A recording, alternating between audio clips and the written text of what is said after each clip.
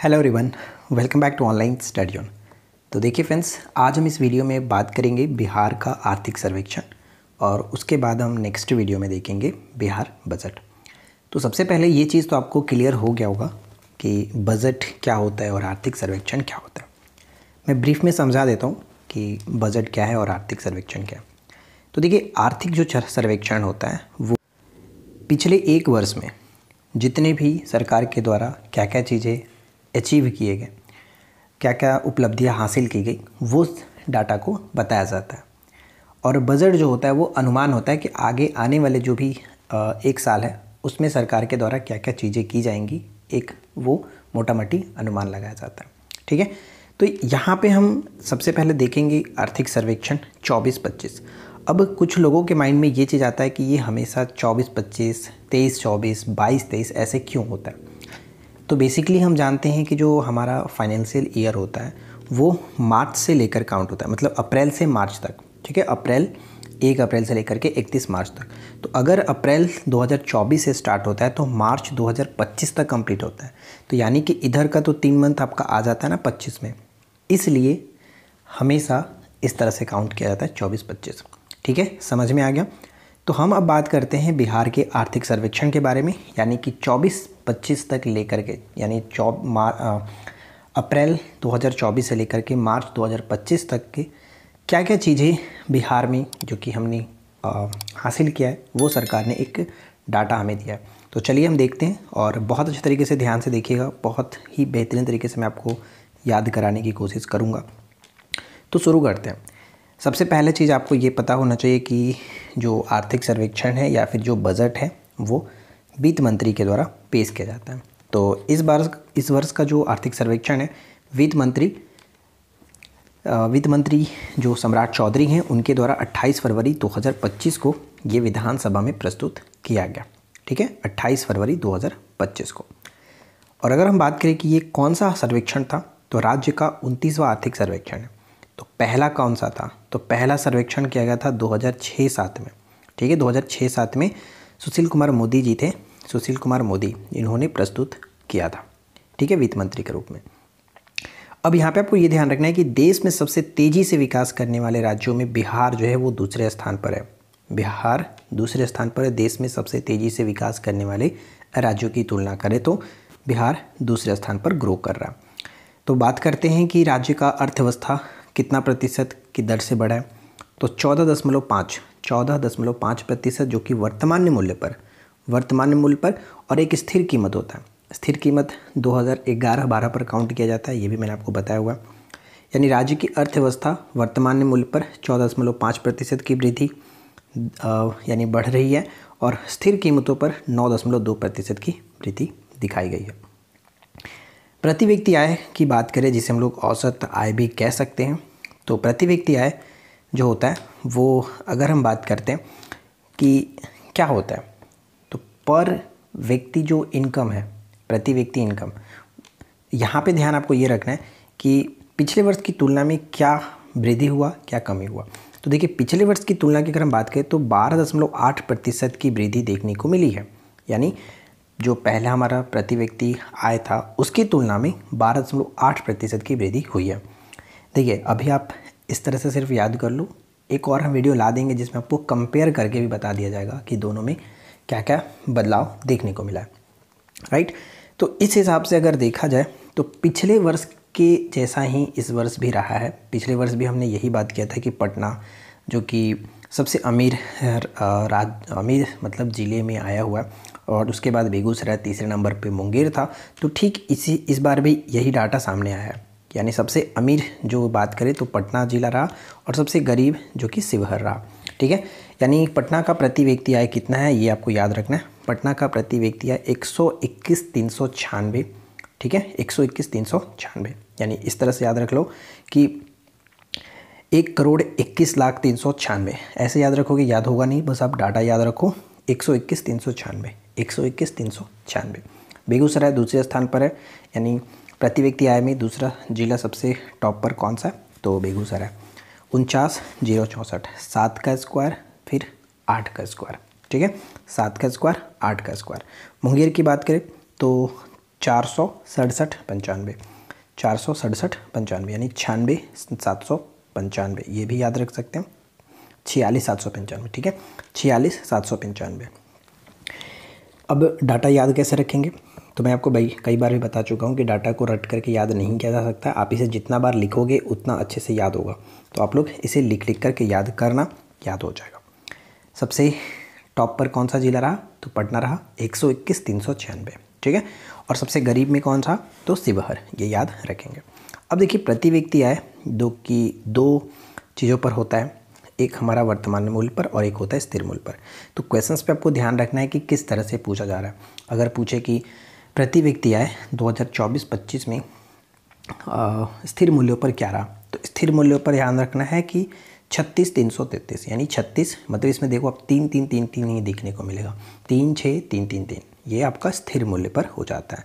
कितना परसेंट की वृद्धि हुआ है पिछले वर्ष की तुलना में? तो 7.6% की वृद्धि हुआ है। और वर्तमान मूल्य पर पूछा जाए तो 66,828 प्रति व्यक्ति है, जो कि 12.8% की वृद्धि देखने को मिला है, ठीक है। यहाँ तक कोई डाउट नहीं। आप अच्छे से, अगर आपको समझ में आ रहा है सब कुछ, तो प्लीज़ वीडियो को लाइक और अपने फ्रेंड के साथ शेयर कर देना, ताकि हम इसी तरह के आपको बजट भी कंप्लीट कराएं। अब देखिए, बात पीडीएफ की कर लेते हैं। तो मैं आपको बता दूं कि जो हमारा पीडीएफ होगा, ये पीडीएफ आपको हमारे एप्लीकेशन पर मिल जाएगा।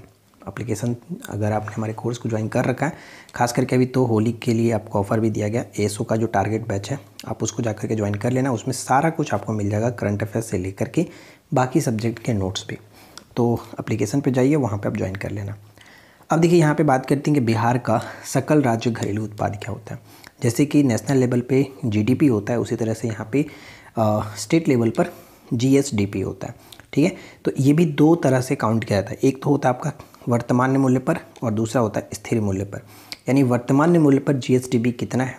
तो 85,44,29, ठीक है, 85,44,29, ये करोड़ में है। पिछले वर्ष की तुलना में कितना वृद्धि? तो 14.5% की वृद्धि हुई है। और जैसा कि हमने बताया कि देश में दूसरा ऐसा राज्य जो सबसे तेज़ी से ग्रोथ कर रहा है, ठीक है, तो 14.5% की वृद्धि हुई है। और अगर देखा जाए स्थिर कीमत पर कितना है, तो 46, 45, 40, मतलब ये बहुत अच्छा है, याद रखने में कोई दिक्कत नहीं होगा। 46, 45, 40, 46, 45, 40, और ऊपर में क्या है, तो 85, 44, 29, 85, 44, 29, या फिर 3 लेटर याद रख लो, 854, 429, 854, 429। मैं आपको बाद में याद कराऊंगा, फिलहाल तो आप अच्छे से पहले देख लो, ठीक है। अब देखिए, यहाँ पे जो सबसे ज़्यादा प्रश्न पूछा जाता है वो आपका ये चीज़ है कि प्राथमिक क्षेत्र का हिस्सा कितना रहा, द्वितीयक क्षेत्र का हिस्सा कितना रहा, वृद्धि कितना दर्शाया। तो ये सबसे इम्पॉर्टेंट पॉइंट है, आप इसको अच्छे से याद रखना। जब भी आर्थिक सर्वेक्षण पढ़ रहे हो तो सबसे आपको पहले ध्यान जो रखना है वो यही चीज़ रखना है, क्योंकि डेफिनेटली 99% चांस होता है कि क्वेश्चन जो पूछा जाएगा वो यही पूछा जाएगा। प्रीवियस में भी आपने देखा है, ठीक है। तो प्राथमिक क्षेत्र का हिस्सा कितना रहा? तो जीएसडीपी का 19.9% हिस्सा प्राथमिक क्षेत्र का रहा। वृद्धि कितना दर्शाया प्राथमिक क्षेत्र में? यानी पिछले वर्ष की तुलना में 5.7% की वृद्धि दर्शाया।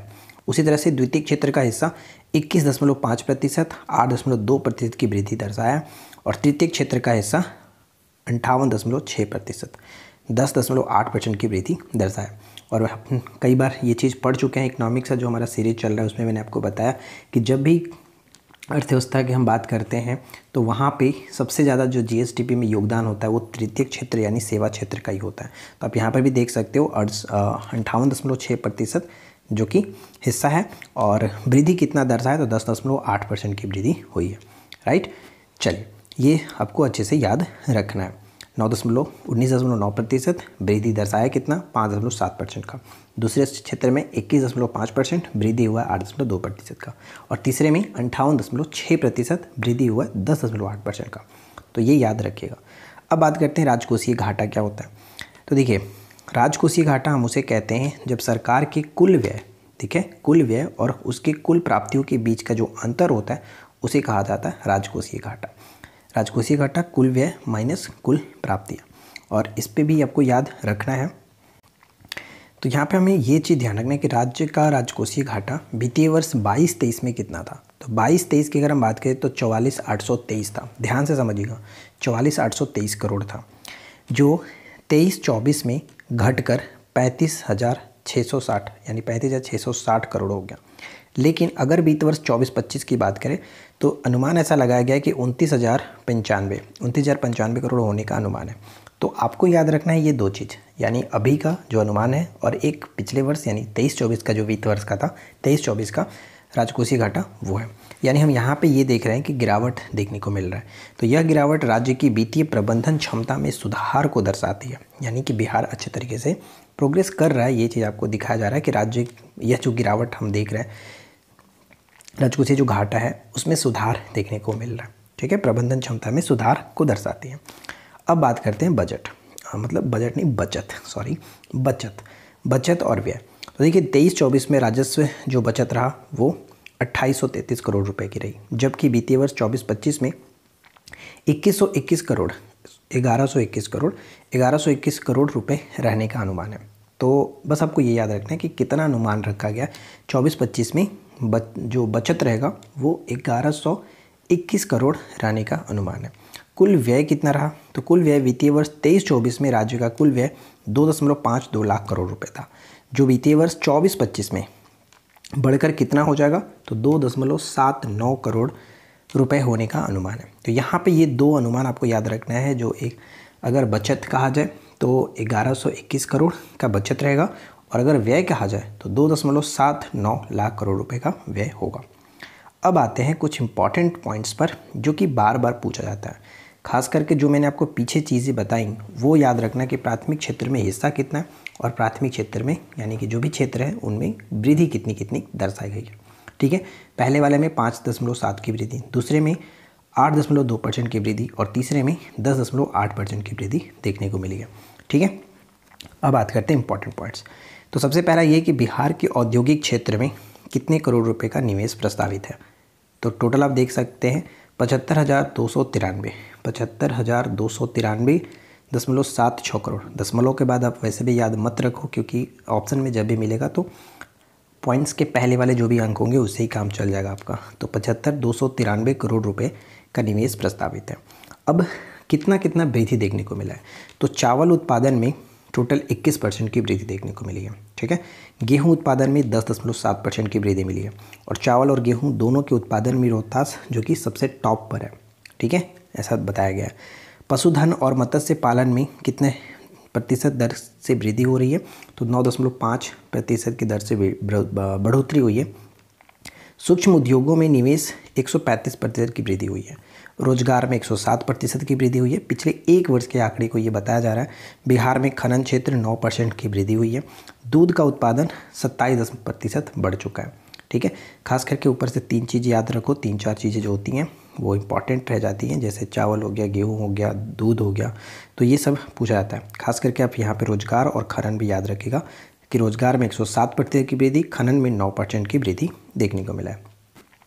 नेक्स्ट पॉइंट आता है कि वर्ष 2005 से लेकर के 25 यानी कुल 20 वर्षों के दौरान ग्रामीण पक्की सड़कों की लंबाई 835 किलोमीटर से बढ़ करके 1.17 लाख किलोमीटर हो गई है, यानी काफ़ी बढ़ोतरी देखने को मिला है।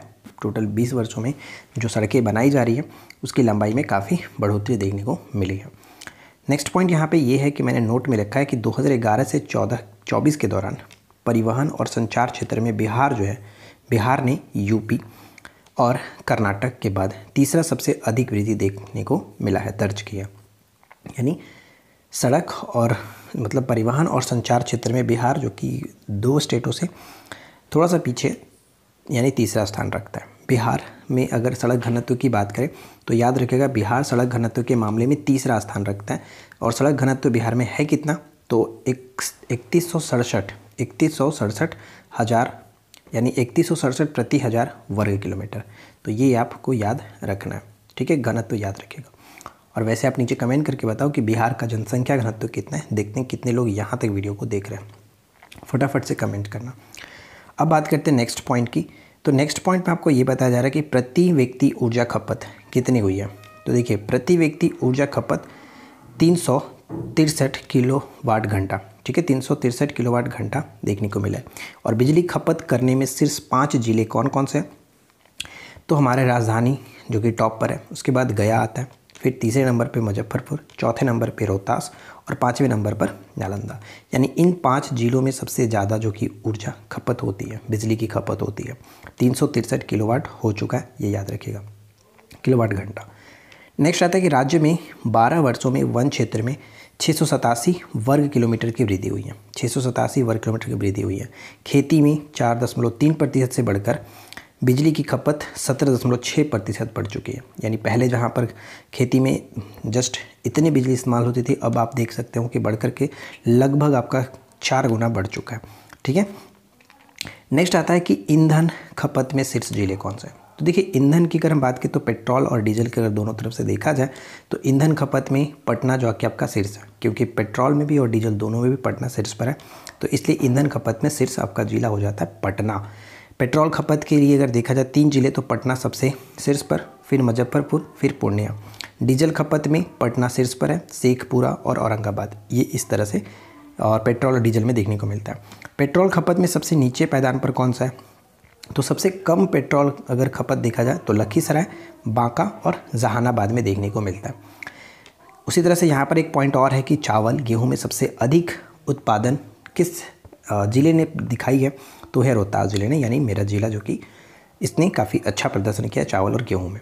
मक्का की बात करें तो मक्का जो कि पूर्णिया, इसने काफ़ी अच्छा ग्रोथ मक्का में किया है। गन्ना पश्चिमी चंपारण हमेशा की तरह रहता ही है। 2041 में ऐसा एक आंकड़ा प्रस्तुत किया गया है, बताया गया है कि जो बिहार की आबादी होगी वो 15.34 करोड़ हो जाएगा, लगभग 15.5 करोड़ हो जाता है। ठीक है, 15.34 करोड़ आबादी होने की ऐसी बात की गई है 2041 तक।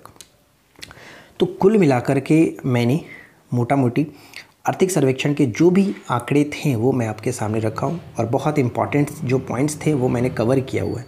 आई होप कि ये छोटा सा वीडियो आप लोगों के लिए हेल्पफुल रही होगी। अगर आपको ये वीडियो पसंद आया हो तो प्लीज़ वीडियो को लाइक करना, फ्रेंड के साथ शेयर करना और इस पर अपना भर भर के प्यार दिखाइए, ताकि हम नेक्स्ट वीडियो बिहार बजट बहुत जल्द प्रोवाइड करा सकें। ठीक है, तो आई होप कि फ्रेंड्स आप लोगों को ये वीडियो हेल्पफुल लगी होगी। पसंद आया तो लाइक एंड शेयर कर दीजिएगा। चैनल पे पहली बार है सब्सक्राइब कर लीजिए।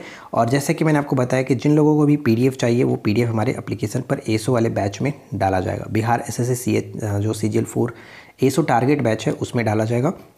तो जिन्होंने नहीं ज्वाइन किया है आप जाकर के एप्लीकेशन पर ज्वाइन कर सकते हैं। बहुत ही कम कीमत, होली स्पेशल ऑफर आपका ये मिल जाएगा 199 में, जो कि आप ज्वाइन कर सकते हैं।